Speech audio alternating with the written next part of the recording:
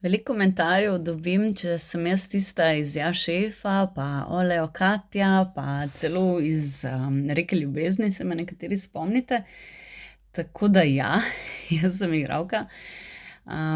Mi je pa zanimivo, da v bistvu nikoli ni nobenega komentarja, ti si pa igrala v tisti gledališki predstavi, ali pa, a si ti ona iz onega filma. Tako da sem se danes odločila, da vas povabim k ogledu enega mojega filma oziroma filma, v katerem imam glavno vlogo. Prasica, slabšalni izraz za žensko je naslov. In če slučajno imate odpor, pa te slovenski filmi, to je brez veze, vas pozivam, da mu date šanso, ker mislim, da nam je tale res ratu.